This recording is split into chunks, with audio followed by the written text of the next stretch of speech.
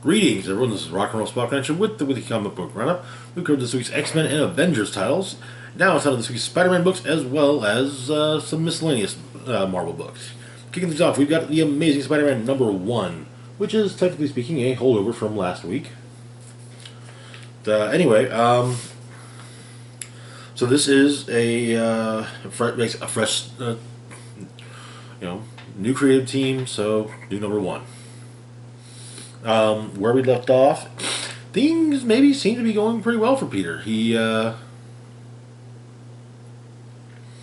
and MJ were moving in together. He hadn't been able to save Ben, but yeah. So we begin outside of York, Pennsylvania, which is a crater. Peter's costume is torn in various spots, and he cries out. Fast forward 6 months later. May is basically she's had enough of Peter's lies, and she'll always be there for him. But yeah, Peter's being hassled by a collections agent about the bill for his hospital stay during Spider-Man Beyond. Also, Randy Robertson is waiting to talk to him. Apparently, he plans to propose to his girlfriend Janine, but he wants to kind of use old-fashioned and ask her father for her hand in marriage. Janice's father is Tombstone, and Janice herself is in fact the current Beetle. But Randy wants Peter to text him periodically throughout the night just to make sure that he hadn't been killed.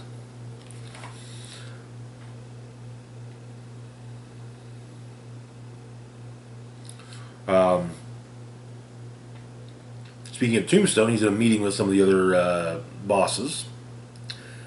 Hammerhead, Madam Mask, Mr. Negative, I think Black Tarantula, and the Rose. The Rose wanted to buy some product from, but Tombstone's like, yeah, no. But it does it's kind of pointed up that pointed out that the Rose is Wilson Fisk's kid.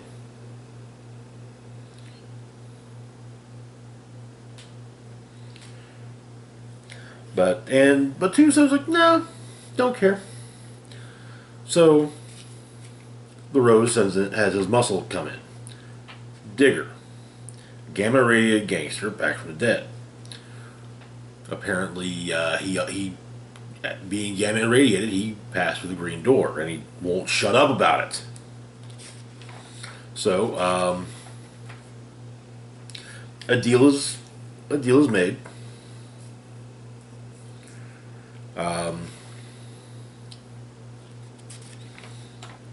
While Peter tries to slip out to keep an eye on Randy, another old friend shows up, Human Torch.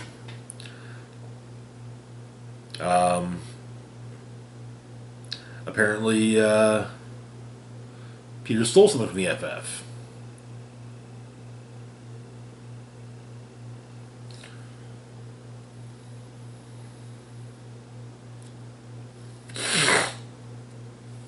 But Peter decides he's not doing this right now. And he's got a friend to check up on. As he jumps away, Torch says, "What do you think I'm doing?" But the dinner between Randy and Tombstone seems to actually be going fairly well.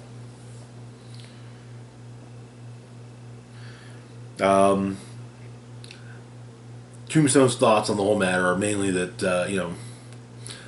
when he came up, didn't matter what you asked for. No one gave you anything, so you didn't ask. You took. But then Tombstone just kind of tells Randy to lighten up, because they both know that Janice is going to do whatever she wants. But Peter sees that Randy's okay, but walks along the back of the restaurant, where he sees a bunch of gangsters and White Rabbit getting into a car. So he changes into costume and hops on top of the car and to see where it's going. It's the deal that Rose set up. Digger attacks Spider-Man. Apparently, Digger blames Spider-Man for killing him, but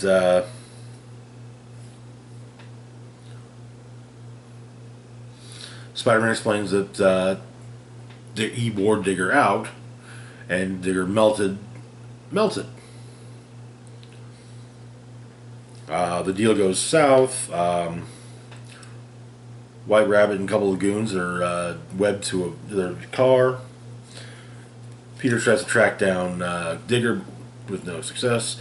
Calls MJ, who tells him he has to stop doing that and not to call her again.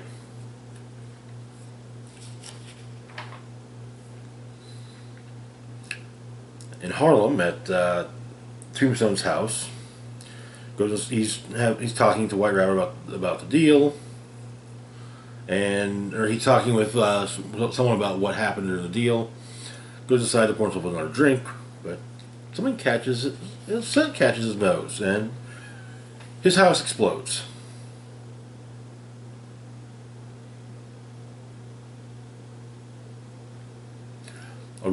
This was carried out by the Rose, or at the Rose's order, and a rose is supposed to be left at the remains of Tombstone's house, but Digger eats the flower part.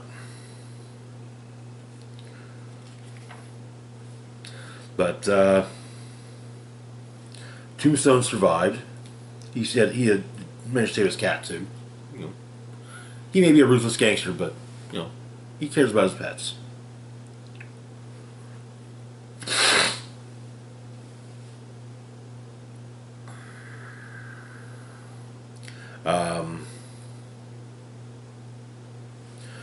Next morning, Peter's got an interview, but he missed it.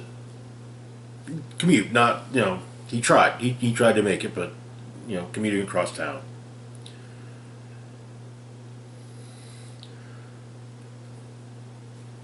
Still trying to find a job, but and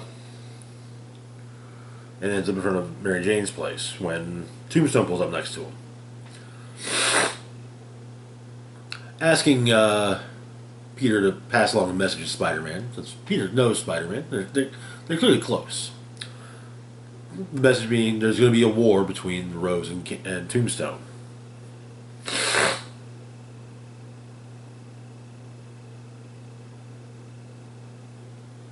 The war is Spider-Man's fault.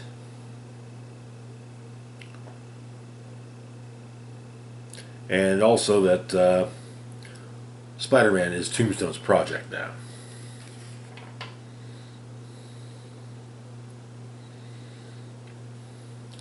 But Peter says, yeah. I'll tell him all this, and he's been dying for something to do. So he's going to love the Tombstone's coming. Gets out of the car, MJ sees him out the window, and Paul, her boyfriend, Paul's kids rush in to hug MJ, calling her mommy. Then we've got a backup story. Otto Octavius is imprisoned by someone.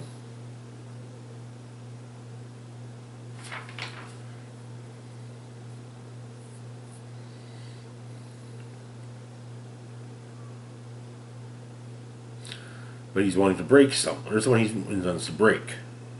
But Otto's captor states that all of this is vague, flawed, and useless.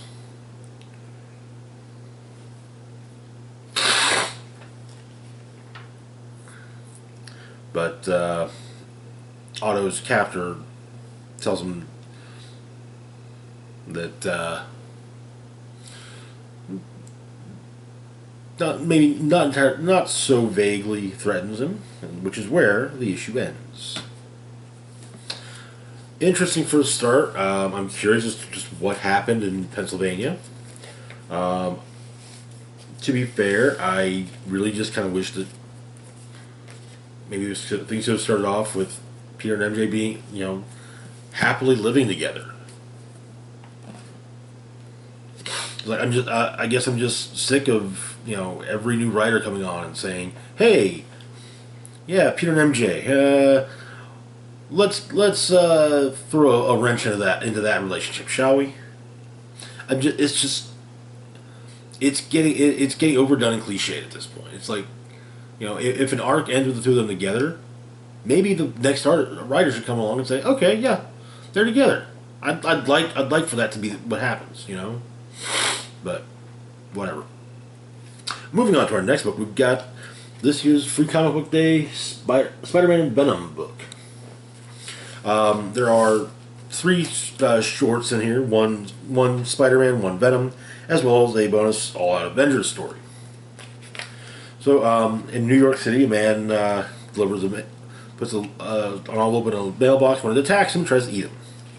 Spider-Man stops the hungry mailbox. Postal worker gets on to him about it, and Peter swings away. However, watching all of this are Chasm, Ben Reilly's new identity, and Chasm's new accomplice, Madeline Pryor, the Goblin Queen. Then we got a Venom story. Apparently Eddie Brock is a magician. Not in the sense that, most would think, but and he's told to,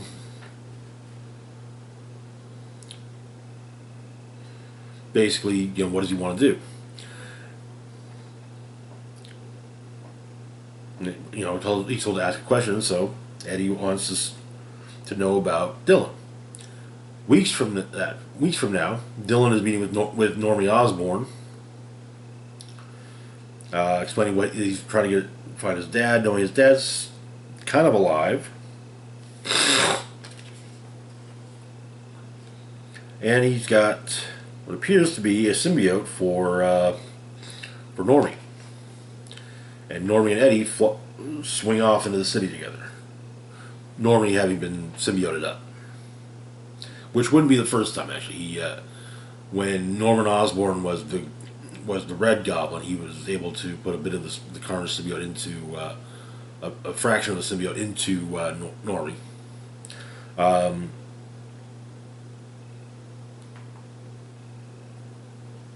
But it turns out that Eddie's just been given a glimpse of things, a glimpse to the end of the world, which appears to be the former Kings in Black under Meridius, facing off against Venom, Agent Anti-Venom, Sleeper, Toxin, Symbiote Normie, and a couple other allies of Dylan's. So that's what's to come this year in Venom. In All Out Avengers, the Avengers appear to be fighting various foes, including Ulik. She-Hulk takes him down. She-Hulk takes him down with an assist from Thor. And whoever's narrating the whole thing, however, says that they'll miss the Avengers when they're gone. The Spider-Man Venom stories look interesting. All Out Avengers, we'll see how that plays out when it comes out. So, yeah. Not too shabby for this year's Free Comic Book Day Spider-Man Venom book. Moving on to our next book, though, we've got Ben Reilly Spider-Man number 4. Where we left off,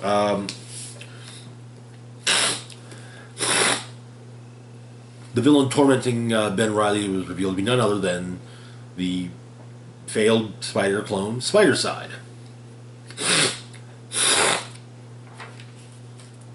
And so, But yeah, Spider-Side and Ben duke it out. But Ben basically kind of having to pull, can't think of, can't reduce Spider-Side to, cliches like, oh, he's just a monster to fight. So it's kind of, what is it that you want? But he offers to give Ben the life that he, basically a version of Peter's life.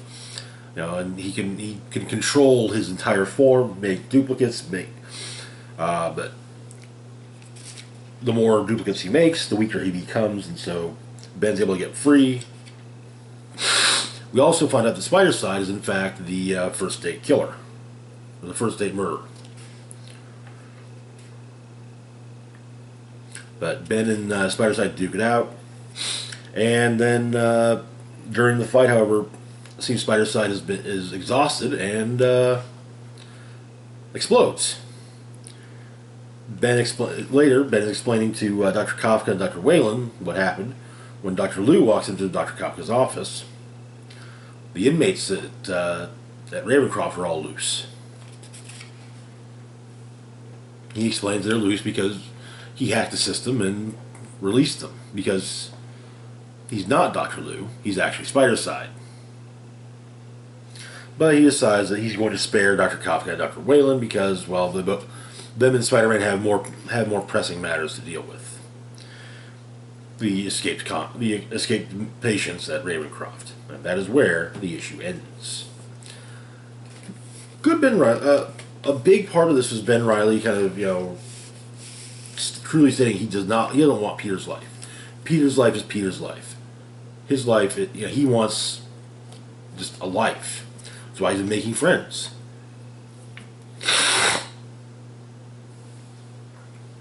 And which brings us to our next book, Spider-Man 2099 Exodus Alpha.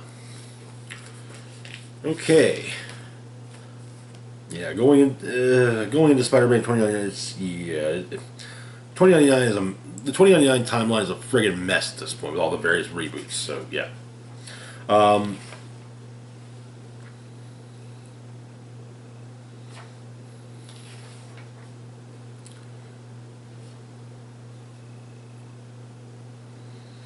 But Spider-Man stops a cabal, an initiate from a group called the Cabal, from harming Nueva Yorkers. Gets some information. Follows the leads to a cloaked point.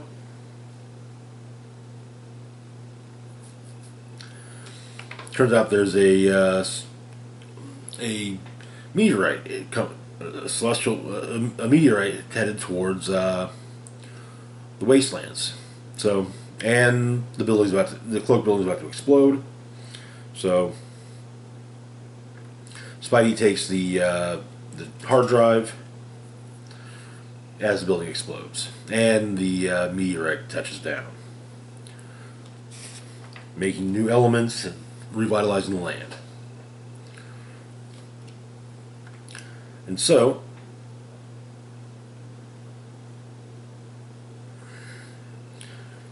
Spider-Man goes to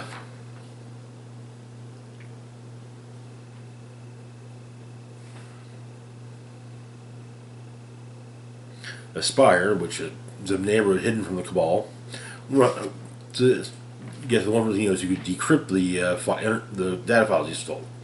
Ghost Rider 2099. Zero Cochran. It's a quest drive, however, so Spidey goes in, has to fight apparently fights a cave troll. Eventually defeats it.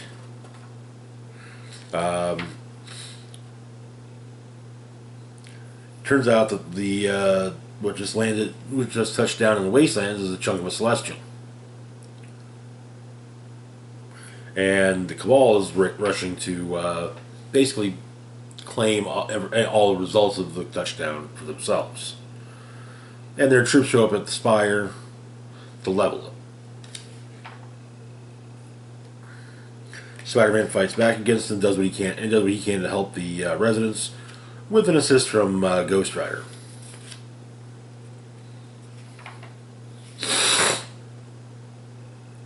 But before you get any information from the troops, they use cellular cyanide, which reverts into instant plasma, or instantly reverts into plasma. But while talking with Lyda about things, she explained that the quest drive was from the Cabal's founder.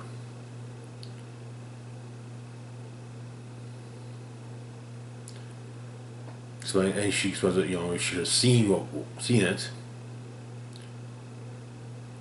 and explained that it wasn't a troll that Miguel fought inside in the quest drive. It was a goblin, a green goblin, and the founder of the Cabal is revealed to be none other than Norman Osborn. And that is where the issue ends. Interesting start. I honestly don't recall if there was ever I think there was once a Green Goblin 2099. I don't recall if there was if said Green Goblin had any relation to the Osborn line, but I didn't.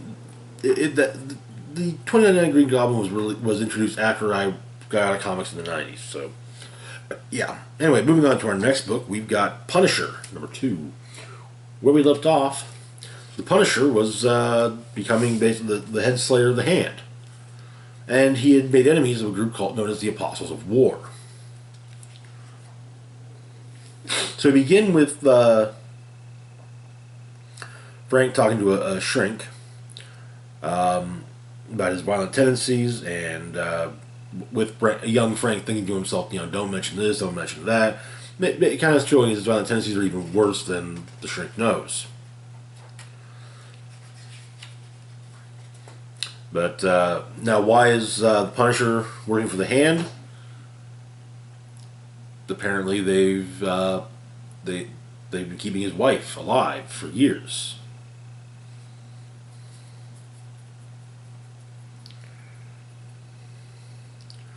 And but she asks where Frank's been, and he says working, and he's got work to do, but she asks when the kids are coming home, and he simply states soon. But he then goes to train, learning more of the ways of the Hand itself, and doing quite well. It turns out that the High Priestess of the Hand has also been a major player in, has long been watching Frank. She made him she asked the Knives after he got out of talking to the therapist. But one of the Apostles of War brings forth one of the banner cannons as an offering from the Apostles of War to the Hand.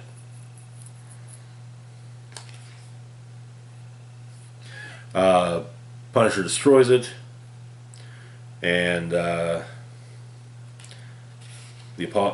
Apostle pulls a gun out of his stomach and tries to shoot Frank, but Frank takes him down with ninja stars to the face, and once again he's asked if any of the knives belong to him.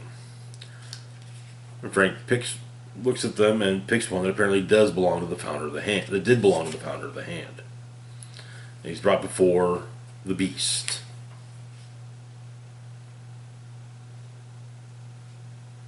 Meanwhile, the Apostles of War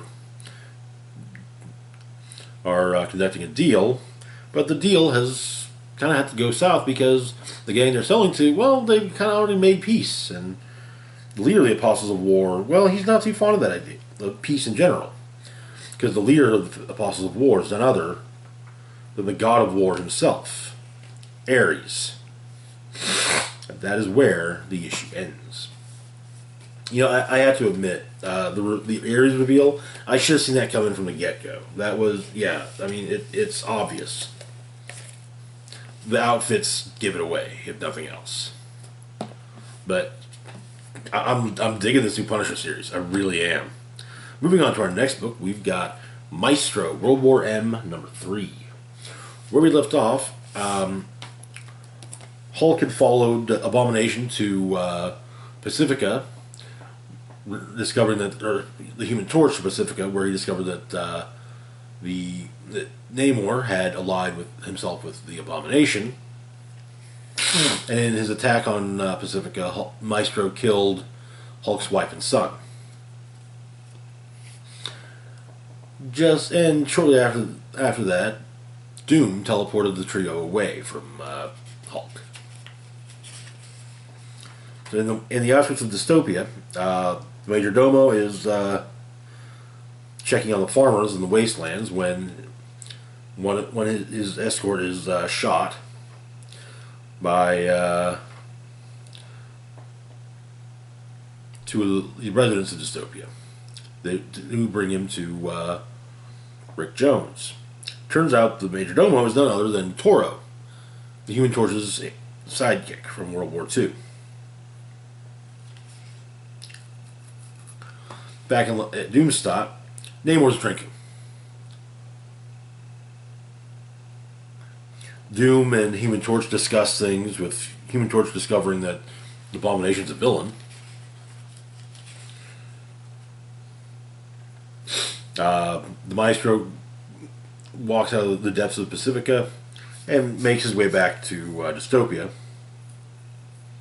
while Abomination has decided that Namor had the right idea and is also drinking heavily. With both of them saying, making a toast to villainy. But Maestro returns.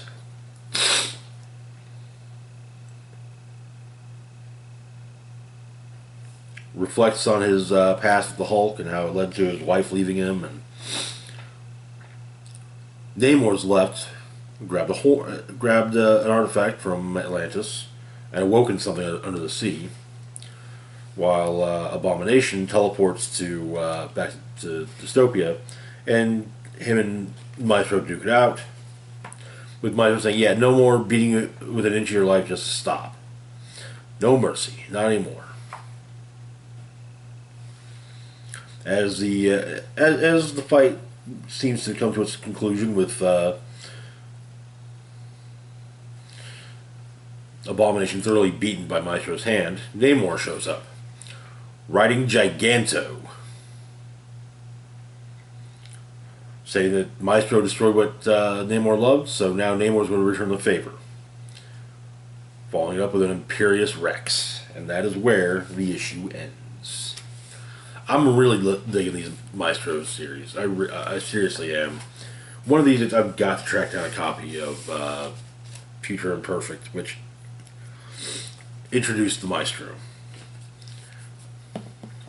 But anyway, that's going to do it for now. As always, feel free to like, share, and subscribe. Links to my Facebook, Twitter, Patreon, and PayPal can be found in the description box down below. This is Rock and Roll Spock signing off, saying live long and rock hard.